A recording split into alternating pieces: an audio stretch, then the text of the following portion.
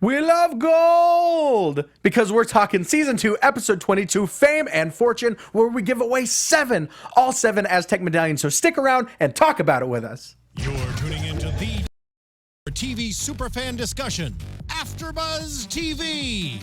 And now, let the buzz begin. There we go. I didn't know you meant this version, Mark. I thought you meant the Ennio Morricone version. No, doing sir. this, But that works. I thought, like, in my head when you said that, I just saw Mario jumping from box to box and just coins. It's just popping. coins. It's like Coins all over the place. Coins, coins, coins. Medals, medals, medals. Guys, medallions. this is your Lucha Underground after show right here on AfterBuzz TV. You know what it is. Get it. You've been here 22 weeks straight with us. We love talking about Lucha just like you do. As always, I'm Ty Matthews. Y'all can find me on Twitter, on Instagram, on Snapchat, on Facebook, all sorts of social media at Ty Matthews PMA. That's Positive Mental Attitude, just like my boy Kevin Gill. PMA all day. As always, my lovely talented co-host. Hi, sir. How are you doing? I'm doing excellent. It's been a good day. It's been fantastic. It was a great episode of Lucha. Can't wait to talk So about good, it. so good. Oh, man. You can find me on Twitter at TheJimboSlice. That's TheeJimboslice. That's at TheJimboSlice with 2 E's. That's at TheJimboSlice. I thought Mark in the booth was going to be on the panel with us this week, but it's good to have him. As you, Jay. Yes. always, Mark. I think Cisco me. got detained at the border. He got detained. He will be here next week, y'all. I know we talked about having a special guest this week, but things get postponed sometimes, so we will have him right in here in studio next week. Yes. Talking the second to last episode of the season.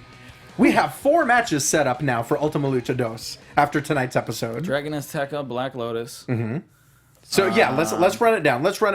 We'll run down all our matches now, and then we'll rewind it back Tarantino style, and we'll talk about how we got there. Perfect. First up, we've got Matanza Cueto defending the Lucha Underground Championship against Pentagon Jr., of course. We've got Dragon Azteca Jr. taking on Black Lotus in her debut. We've got a respect match, Prince Puma versus Rey Mysterio. And we have the Gift of the Gods title match. Nightclaw, Daga, Killshot, Siniestro de la Muerte, Marty the Moth Martinez, Sexy Star, and Mariposa. Wow. Stacked card already, and that's only 4 matches. What a professional you are. I like writing things down. Yeah, it's a good job. That's I get a lot of practice on American Ninja Warrior these Holy days. cow. I have to write down a whole lot of details. A whole lot of stuff. Whole lot. But I love it. I love wrestling. I love Lucha Libre. I love Lucha Underground. So I like taking diligent notes. You know what I loved? What's that? Nightclaw. Nightclaw. Let's talk about Nightclaw because that's where the episode starts anyway. Let's talk about this Nightclaw character. So, like, I'm hoping that that's his mask that he wears in the ring, but if it's not, I'm hoping under that mask he has something even cooler. It's very Black Panther from Civil War. Yeah. That's kind of what jumped out at me. Also, as we were talking about off mic, Nightclaw was a former name of one Cage. Yeah. With a way different look. More like superhero Batman mixed with like a dash of what Neville's cape looked like, Right, and then like right. Mill's contacts that were all white. Like it was crazy. Yeah. Cage at one point was known under various other names, including Chris Logan, Nightclaw. Obviously, you can see a theme here. Yeah. He likes comic books. Also, was Nightclaw, Mark, maybe you know this, in the, Amalgam Comics? Do you know about Amalgam Comics? Dark Claw. Dark Claw, that's what I was thinking about. Yep. Amalgam Comics, just a small little diatribe, please bear with me. Marvel and DC mashed together for a brief time and created Amalgam Comics. And there were these characters that were the result of Marvel characters and DC characters being fused together. So Dark Claw was Logan Wayne. He was the combination of Wolverine and Batman. Wow. And then there was the Hyena, who was Joker and Sabretooth fused together. Like, it was pretty dope. That sounds crazy. Pretty dope. Go look up Amalgam Comics. Yeah, there was Amazon, that was Storm and Wonder Woman. Just all these crazy characters that were the result of other characters being... Who owns the rights to all that stuff? I don't know. It's something I'm that... surprised they haven't done any of that. Exactly, in like movie form. Yeah, I'm surprised. Yeah, nothing's been done with it, but I don't know. But yeah, it was very brief. It wasn't very long that it stuck around, but very cool concept. I'm super into mashups, just Yes. like in general. But yeah, so yeah, this they're not Dark Claw, but Night Claw. We find out that he's going to be making his debut in the Gift of the Gods title match at Ultima Lucha Dos. We find he's just being gifted one of the medallions by Dario Cueto, along with a warning. Yeah, which was so great. You're from the Jaguar tribe. You know what happened to them, right? They're all dead. They were too arrogant. They live on. By the way, have a good match. They live on in a family coaster at Knott's Berry Farm. But so we'll see. We talked about the possibility that it might be Cage under the mask. That'd be crazy. I don't know. We'll find out. If he's like ripping out of the costume. Then right, exactly. That was the thing. He was very kind of shrouded in shadows, fittingly, so we couldn't really see his build or anything like that. No. And then like when I first saw like the hand, I was like, is that the same hand from the limo? No. Right. That's not Lord's hand. That's crazy that we still have not gotten any more. Because at first that's who I thought it was. And I'm like, Dario wouldn't be that cool with someone he's so afraid of. The more the weeks go by, the more I'm really thinking we're going to see a raid of the temple at Ultima Lucha. This is a bust. Exactly. Shoot the moon. Shoot the moon. We also find out that the rest of the Aztec medallions, all 7, or I mean, including this one, will be 7. All of them will be awarded tonight, and we'll have a brand new Gift of the Gods title match at Ultima Lucha. Which is crazy because when Cage cashed in his title, we're like, are they going to have another one in time? And we found a way. We thought that there would be some sort of a buffer, I guess, similar to like Money in the Bank, where there's going to be all this time between. But no, like as soon as someone cashes it in, you redistribute them, and it goes on anew. They're like Aztec warfare is for battle. Sure, exactly. Battle! Exactly. Opening matchup tonight, we've got Daga taking on Mascarita Sagrada, of course, flanked by the beautiful Brenda and Famous B himself. Can I just say Melissa Santos's outfit tonight was so hot. I love like the little lace slits. Right. Oh, always very, very phenomenal. Exactly. So good. Very unique. I was just like, oh, hi, Melissa. Right.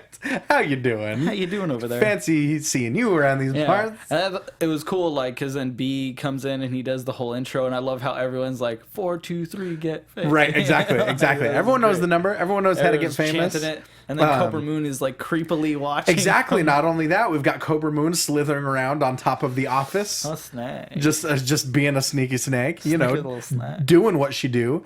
Big ol' high impact Rana from Mascarita Sagrada. I love Daga took it a little easy on him. That's what it seemed like. Like his Vamp on commentary was like, oh, like he's like pinning him kind of dickish, like he's not taking it seriously. And I was like, I don't know if he's not taking it seriously. I think he's just like, what the hell is this? Like, why am I fighting you? Right. Where like he could have just like rolled in, kicked him like big boot, and just like put the boots to him with the quickness and beat him. Absolutely. But he was just like, oh, snap suplex. Yeah, exactly. Yeah, you're gonna kick out? Okay, I'll hit you with this. We see a snap suplex. We see a pretty awesome Russian leg sweep rolled right into a crossface. That was gnarly. That was pretty awesome. I love that. But of course, it takes a little while, but Mascarita taps out to the crossface. After the match, Famous B is consoling his client, but out of nowhere, big ol' super kick. Famous B turns on his only client, and what ensues is probably some of my favorite Lucha Underground moments up until now of seasons 1 or 2. Famous B takes off his shoe, starts beating Mascarita with it, throws it, and then demands that Brenda get his shoe for him. I loved so many moments in this. I love when Brenda kisses Mascarita and leaves like the lipstick print, and I was like, he should get that on his mask now. Like, sure. Why does someone not have a mask that just has like lip kisses everywhere? But it was, oh my god. And then when he like goes to take off the shoe, and Vampiro's like, oh, we've all had our grandmas take off their shoes. The chancla. The chancla, yeah, dude, I wrote that in my notes. I was like, oh, the chancla. Oh, man. But yeah, and then he hits him with it, and then when he's like, get my shoe, get my shoe, and then Stryker's like, there's his new t-shirt. Right. Famous B, get my shoe. It reminded me of Black Dynamite. He said, you want me to send you back to Crenshaw Pete and his hot-ass coat hangers? Shut the fuck up when Grown Folks is talking. It reminded me of Eddie Murphy Delirious when he talks about how his mom was like Clint Eastwood with a high heel and shit. Oh, so great. But heel Famous B is something that I don't think we realized. There you go. That was for you, Kathy Kelly. Genius. Yeah, that was a Kathy Kelly level pun. But yeah, I don't think heel famous beat is something that I realized that we needed so badly in our lives. It was so good. I'm curious because now he has to get a whole new outfit. Oh yeah, You know, yeah. like, a whole new like outfit. Jimmy Hart style jacket. It'd be great if it's just like whoever his next client's head put on Masquerade's body. It's like the same color scheme and everything. Just painted Just over like, it. yeah. Airbrush on top. Exactly. It's like covering up a bad tattoo. You just make it into the new design. Exactly. Next up, we've got Dario Cueto, El Jefe, backstage in his office with Dragon Azteca Jr., and he claims that his brother is not a monster and he's not a killer. This video is probably one of my favorites this season. Like, up there with like the Taya one. Oh, and, sure. Like, it was shot so cool. And like everything from like the echoes of like Black Lotus. Right. And like they're in his head. My favorite part though is when he was like you'll see her and it shows like Dario's reflection in Dragon Azteca's eyeball. Oh, wow. Yeah, I was like, man, whoever set that shot. Exactly. Beautiful. Yeah, it's little things like that. And I love the story of Dario just playing them against each other. Yeah. Because at this point, we're not sure. I mean, like... Who's telling the truth? Right. We know... Well, I mean, obviously, we know that she killed Dragon Azteca, but we don't know who killed whose parents, you know? Yeah. So, But Dario, of course, as we know, is a giver of opportunities. And so he basically tells Dragon Azteca exactly what he already told Black Lotus, that they will have a one-on-one encounter at Ultima Lucha Dos. He says that Black Lotus is the one who owes you a debt. And he says that he tells Dragon Azteca Jr. to get his vengeance in front of the world like Dragon Azteca would have wanted. Yeah. That's crazy. A lot of pathos happening here, guys. It's my favorite thing. I wonder what she's gonna like. What her gear is gonna look like. That's what I was wondering, yeah. I'm curious. She's gonna be like a ninja or something. Right. Next up, we've got trios action, and not one, not two, but three Aztec medallions are on the line. We've got Cortez Castro, Mr. Cisco, and Joey Ryan taking on the team of Killshot, Marty the Moth Martinez, and Siniestro de la Muerte. I was hoping in this match there would be like a reference to him wearing a wire. Like he would get like Irish whipped or like come off the ropes and like something would like hook. And he'd be like, oh shit. You know, or like someone like chops him and then they like pat his chest like what the hell is hear that? Like feedback over the speakers. Like something. Right. I was like, I want some kind of reference to him. Right, exactly. Yeah, sometimes it feels like there might be a little bit too much of a disconnect between what happens inside the temple and what happens outside the temple, which we'll get to. We'll get to more of my thoughts on that a little bit later on. Marty starting this match with the microphone. Yeah. Calling out Killshot. Killshot. Hey, we got to be brothers in arms. Exactly. Offering up his dog tags as a truce, as a peace offering. Also, big ups to Matt Striker for calling out the Dandy. Yes. Dandy. He's like, you take a little bit of Derek Bateman. He said Patrick Bateman from American Psycho, Francis from Pee-wee's Big Adventure, and Dandy from American Horror Story. Shake it up. Which is an absolute, it's a perfect combination. And it's Marty the Moth. Especially Francis. Yes. I love the Francis reference. Oh, so good. I met that guy once. The guy that played Francis? Yes. What? Classic story. Let's get into this real quick. Wait, where'd you meet him? I was working at In-N-Out, and he came in to get a burger, and he's like, let me get a 4x4 with extra grilled onions. Dope. And my buddy cooked it and put so many grilled onions on that thing that they were just like oozing out of the front, just like a disgusting amount. Like every bite was going to be onions, and he's like, here's your burger, man. And the guy's like, oh, thanks. And he left. And my buddy Jason, who cooked it, was like, he'll never order extra grilled onions again. You want extra onions? Choke on them. Good times. But yeah, so we've That's for stealing Pee-wee's bike. Exactly. A fellow choker, eh? The choker. Oh, Mark. Like in Robot Chicken. Oh, Mark. Exactly. Let's get into trios action. I love the lollipop exchange, first of all, between Joey and Marty. I think my favorite part of it was when like Joey's like, no, that's mine, and then Marty takes it back and goes to hand it to Killshot, and Killshot smacks it out of his hand, and it counts as a tag. Oh yeah, they're like, all right, that's a tag. Get in the ring. But like, I love how the crowd erupts. First of all, when Marty puts it in his mouth, and then even louder when Joey puts it back into his own mouth. Man, that can't. You don't know where that thing's been.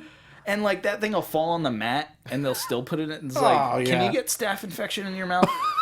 Is that possible? I have no clue. I don't know. I certainly hope not. I'm sure one of them would know. Also, I love that, Matt Striker, he points this out on commentary a lot when Cisco is in the ring, but he's showing more of just his straight up lucha libre skills. It's some awesome lucha those twisting that twist on the rope. springboard alitas. I mean, lots of arm drags here and there.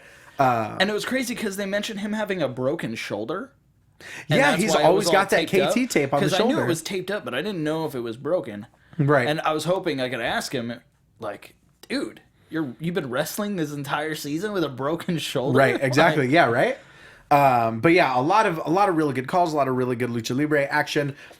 I do love Killshot does like a handstand walk and just holds it there and then catches the feet and then into the head scissors. Yeah, I was like, oh man. I love the trajectory of Cisco going from just being a member of the crew, being basically just a thug that only uses like brawling and weapons, to being one of the more technically skilled luchadors in the temple. That the fans are really getting behind. Yeah, he's not only switching from a heel to a face. His style is completely evolving based on that. Yeah. So that's what it's things like that that really make you invested. Not only that, he hits a dope power slam, and we hear an amazing call by Matt Striker calling him the Latino Buzz Sawyer. I love OG refs like that. I love how Vampiro's like, I'm not even gonna. Nope. I'm not even gonna. The percentage of people that got that reference, very, very minuscule. Also, we see a lot of another thing that we see in trios matches a lot in Lucha Underground is the how many different stories are being told all at once, like Joey hogging the spotlight, and like wrecking their double team move just to come in and hit the super kick. Yeah, because they were on a roll. It looked like they were about to win right there. Right. They were gonna hit that flapjack code breaker thing. Oh yeah, exactly. Yeah. Now speaking of, you talked about Killshot doing that amazing handstand into the head scissors. Let's talk about his moonsault off of Cortez, off the chest of Cortez Castro. Crazy. I haven't seen something like that since what was it, Tyler Black on the Indies, when he does the moonsault off like the fan's chest. Oh yeah. Just like, oh man, that was crazy. That's the thing. In pro wrestling in 2016, it's almost impossible to see things that you've never seen before. Yeah. But that becomes almost the norm in the temple. Huh. What else? I love how when Stryker was like, oh, Joey and Marty, well, that would be a crazy team. And I was like, that would be a crazy team. Super crazy. And I'm like, creepy and sleazy. They sound like the rejected like Seven Dwarfs. There you go.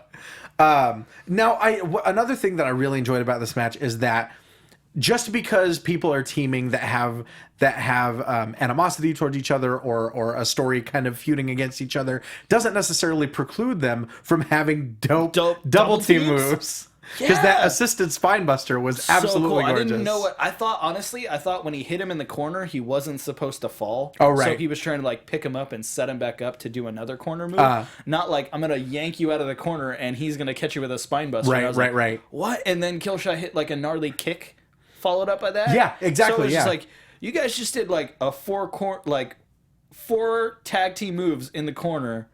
And you've never tagged before. Right, exactly. But it makes sense. I like the idea that it would just be like instinct. It would be like this preternatural, almost like sixth sense of like, if I pull this guy out, there's a move that I can do that can use his momentum.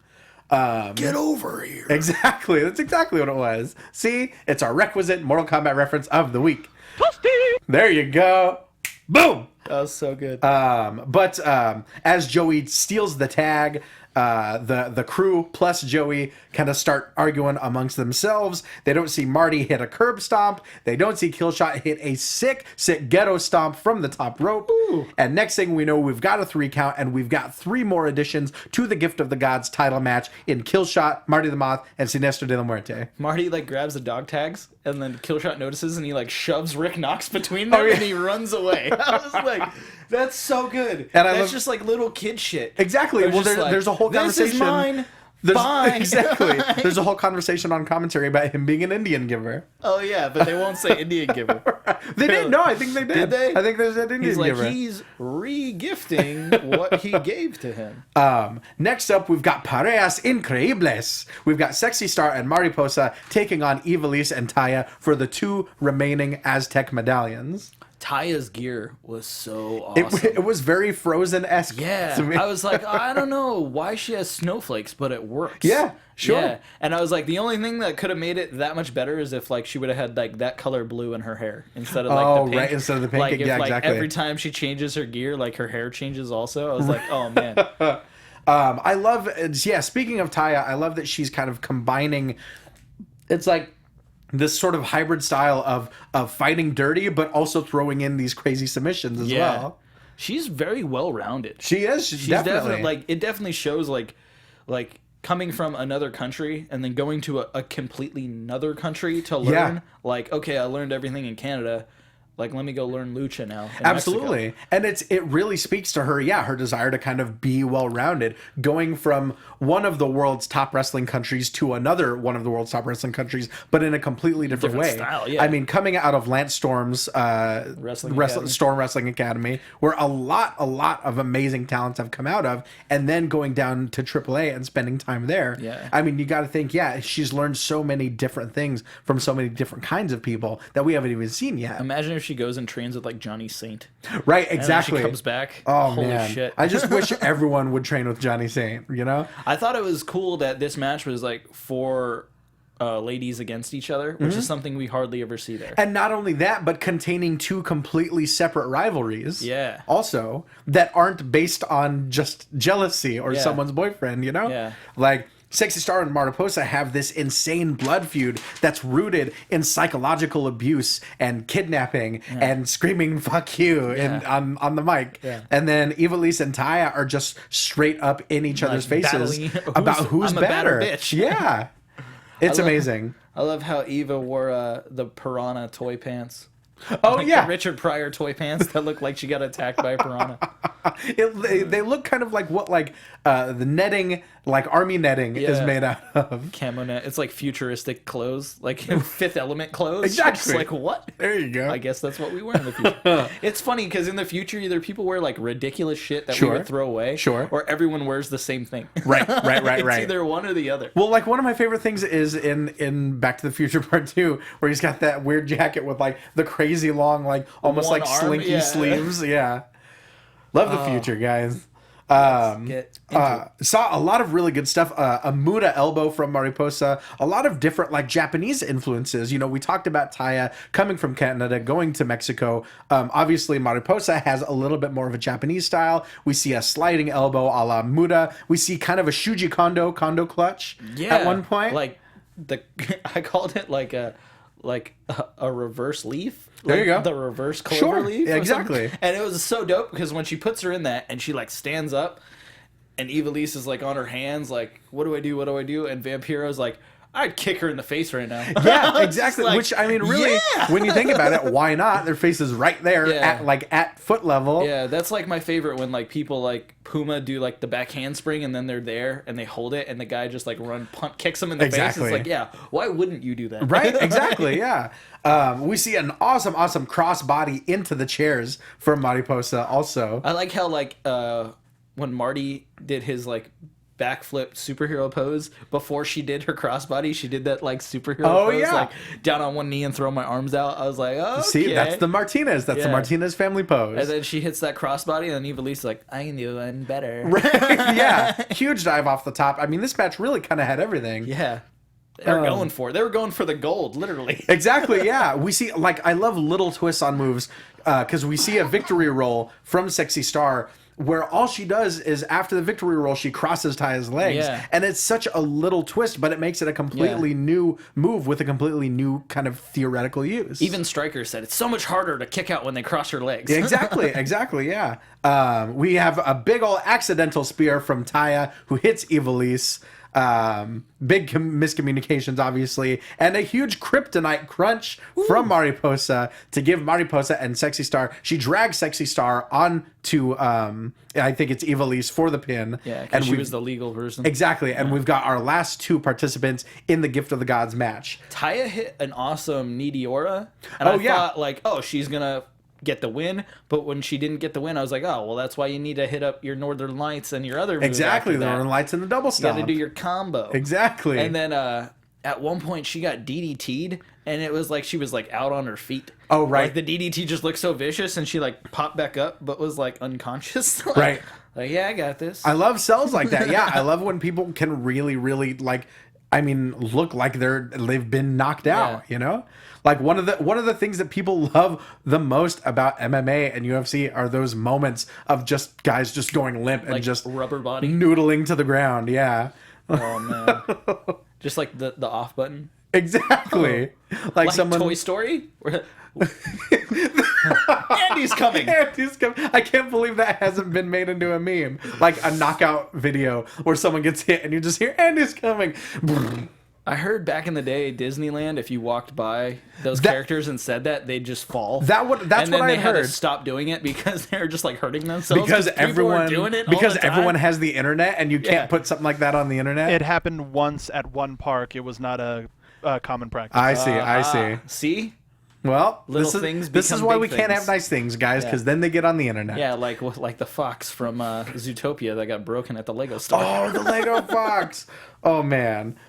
Anyway, look that up if you don't know the story. It's heartbreaking. But next up, we've got Prince Puma, who's finally speaking. We've heard him talk a little bit in backstage vignettes. He's finally addressing the Lucha Underground believers. They should have had subtitles that were just like growl noises. But I love this promo. We get the story about how Conan, R.I.P. Conan, because in the Lucha Underground canon, he has passed on to the next plane. Oh, I hope we get Ghost Conan. Oh man, And he does the rolling clothesline. man, what if Ghost Conan could teleport just the way that like Katrina does? What if Ghost Conan is like Zordon? He's just like the floating It's just head. Conan's head in a tube. Orale. Let me speak on this. But we find out that Prince Puma, he was told that he could be the next Rey Mysterio, and he's out to find out just how good he is. So he challenges Rey Mysterio Jr. for Ultima Lucha Dos. Rey comes out, and it's a different side of Rey. It's not necessarily heelish, but it's a little more confident than we're used to him seeing. And one of the things that really jumped out at me is that people hear about Rey Mysterio and they think, oh, his name is Rey. No, he is the Mystery King. He's Rey Mysterio. He's the Mystery King. And that's what he says. He says, you may be a prince, but I am still El Rey. And that was such a dope mic drop moment. Huh, El Rey, get it? Exactly. Yeah, just like the network. But you know, Rey Mysterio says, just like you need to find out if you're as good as you think you are, I need to know if I'm still the best. So we have it official, a match between Prince Puma and Rey Mysterio for Ultima Lucha Dos. I wonder how many people that are working for Lucha Underground are just like, man, like my entire life I dreamed of being in the same company, in the same ring. Right. And like get to work with Rey. Because like it seems like whenever other companies bring in big top names like that, they usually make the mistake of like not using them to like enhance their talent that they already had. You could apply that to any independent show. Like Sure. if you bring in a fly-in and that fly-in is wrestling another wrestler who's already established, and it's not to make that wrestler like get a better look, Right. You know, like, oh well, like he's been killing it, so we're gonna give him a high caliber opponent so that like other eyes are gonna be like, oh shit, he can wrestle with high caliber people. Like if you're bringing in a fly-in and he's not working with someone that you're trying to get to that next level, you're wasting your money. Sure. So like they've used Rey in 6-mans, in crazy multiple man matches, so then everyone gets to learn and experience things from him and like put that on their bucket list. You know? Exactly. Like, hey, I was in the ring with Rey Mysterio. Well, and not only that, you know, like you said, a lot of people get the chance to work with him, but not only that, it works up people's appetites to see him in a one-on-one setting. Oh, yeah. You know, we haven't really seen that yet in the temple. So seeing him one-on-one, not just with anyone, but with someone on the caliber, on the level Lucha Underground champ of Prince Puma. Yeah, exactly. So that's going to be a dream match to say the least. Yeah. So as we said at the top of the program, we've got 4 matches set for Ultima Lucha, I believe.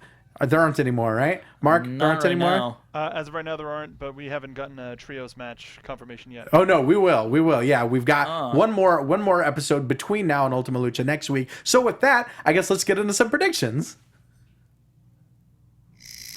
Sorry, I wasn't playing. That's all good. And now, There we go. your AfterBuzz TV.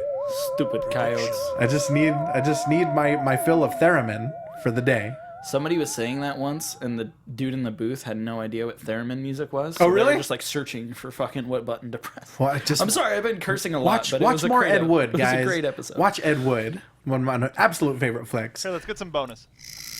Wait. All right, that's all we got. Ooh, I love it. Spooky. Spooky. Spooky. So, I guess, yeah, let's talk about who we think is going to fight for the trios titles. We've got one more episode between now and Ultima Lucha.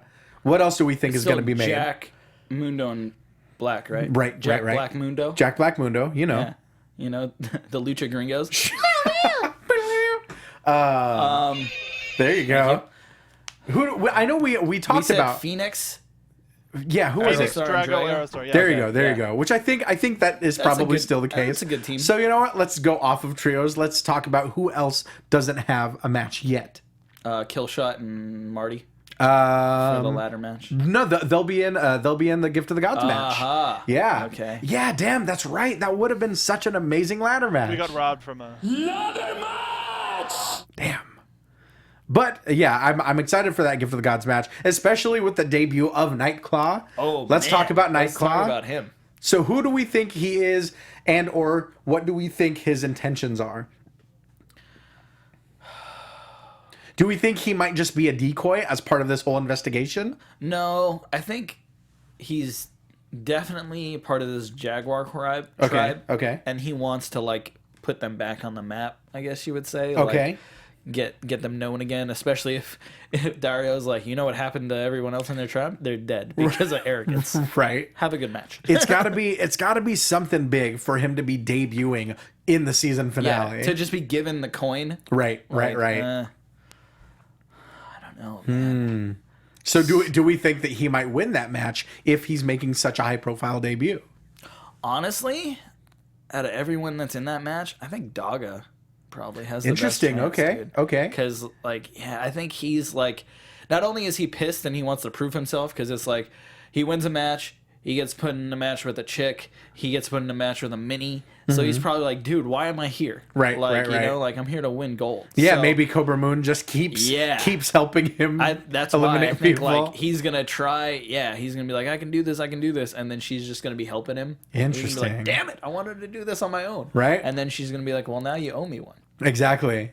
Well, we will get to Slip her little snag. We'll get to full on proper Ultima Lucha predictions by next week because you gotta assume we'll have a full card by then. Oh yeah. But guys, if you have any crazy, wacky fan theories, remember to hit us up on Twitter, on Instagram. Let us know. The crazier, the better, because this is Lucha Underground that we're talking about. But for now, that is our show for this week. James Franck, Jimbo Slice, tell them who you are and where can they find that DVD right in front of you. You can find this DVD on highspots.com. I talked about it for the last 22 weeks, but I'm going to take this moment to talk about China. China passed away recently, and I went to her memorial last night, and they're selling shirts, these Ninth Wonder of the World shirts. All the money goes to her charities.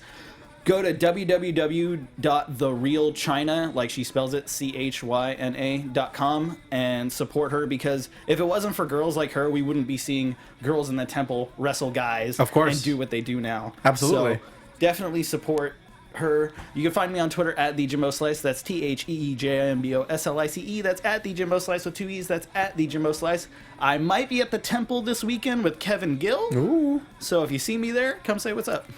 There we go. Speaking of PMA, Mr. Kevin Gill, I am, as always, at Ty Matthews PMA on Twitter, on Facebook, on Instagram, on Snapchat, whatever, what have you. Find me at Ty Matthews PMA wherever you are, as well as various other after shows, including Monday Night Raw, Houdini and Doyle, and American Ninja Warrior. There's only 2 episodes left of Houdini and Doyle, rather. So come check me out on that show. If you're on iTunes, remember, download, comment, review, subscribe, rate. 5 stars if you're nasty. On YouTube, leave us a thumbs up, leave us a comment. Let's all talk about this wacky world of Lucha Libre together. We will be right back here next week, same bat time, same bat channel, talking episode 23. We're so close to the end of Lucha Underground. But guys, until then, Viva la Lucha!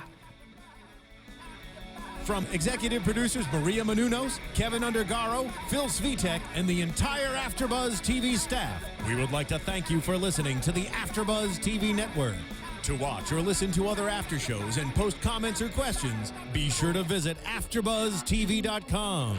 I'm Sir Richard Wentworth, and this has been a presentation of AfterBuzz TV. Buzz you later.